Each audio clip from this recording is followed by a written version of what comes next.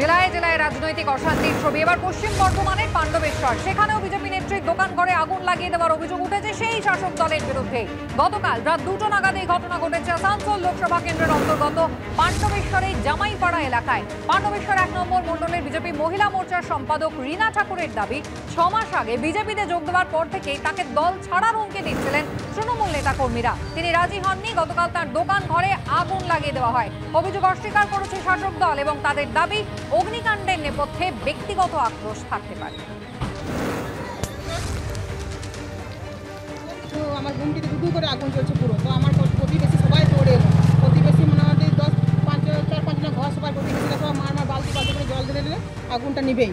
নেমে যাওয়ার পর নেওয়ার পর তো আমার যে কর্মী আছে, যে বিজেপি কর্মী যারা আমাদের নিজের সাহায্য ভাইরা, তারা দিকে ফোন করলাম, তারা তাড়াতাড়ি তুরন্ত এলো। এসে ওদের পুলিশকে খবর দিল, প্রশাসন এসে সব মোটামুটি করে নিয়ে গিয়েছে। ওরা বললো যে থানা আসতে, থানা এলে আমরা ইনকোয়ারি করে দেখছি। হ্যাঁ, তো প্রথম থেকেই তো আমার পিছনে লেগে আছে সন্তোষ পাশান। আমি প্রথমে যখন বিজেপি জয়েন করি তখন থেকে আমার পিছনেও লেগে আছে। আমার জলটাও কেড়ে নিয়ে চলে গিয়েছে সন্তোষ পাশান একটি তৃণমূলের। তো হয় বাড়ি হুমকি দিয়েছে, মারার পানে হুমকি দিয়েছে। আমাকে বলছে বাড়িতে আগুন লাগিয়ে জ্বালিয়ে মেরে দেবো। এই 10-15 মোটামুটি 1 মাস আগে ওর দল বলে এসে আমাকে মারধর করে গিয়েছে। সেই জন্য আমি থানাতে অভিযোগ করে এসেছি। ওই দল বলছিল, থানাতে অভিযোগ করেছে, তারও আমার কাছে প্রমাণ আছে। আমি বাড়ি থেকে যখন বার হই তখন টাইম হচ্ছে 1:47। বাড়ি থেকে বারান্দার ভিতরে বাড়ি বসে তো দেখছি আগুন জ্বলছে। তো আমি কোথায় জ্বলছে আগুন দেখি, তারপরে বারবার দেখি বন্টি জ্বলছে। হ্যাঁ, তখন না দিকে তাড়াতাড়ি আমি জায়গায় জেগে ওঠেন সবাই মিলে, পাড়াতে যে আছে সকলের সাইডে সবাই মিলে আগুনটা নেভাবার জন্য। কোথায় আগুনটা কোথায় লেগেছে?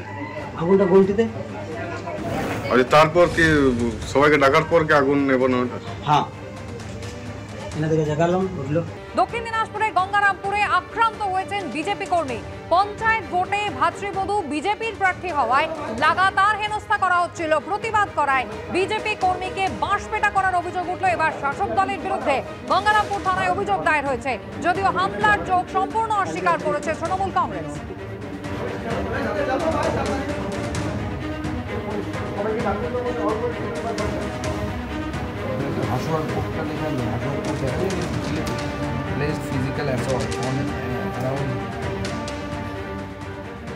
ভোটের জন্য ভোটের ভিতর পঞ্চায়েত ভোটেতে আমি বলেছি যে দেখো, যে যার ভোট যেখানে যার ভালো লাগবে সে সেখানেই ভোট দিবে, তোমরা এরকম বাধা বিঘ্ন দিও না।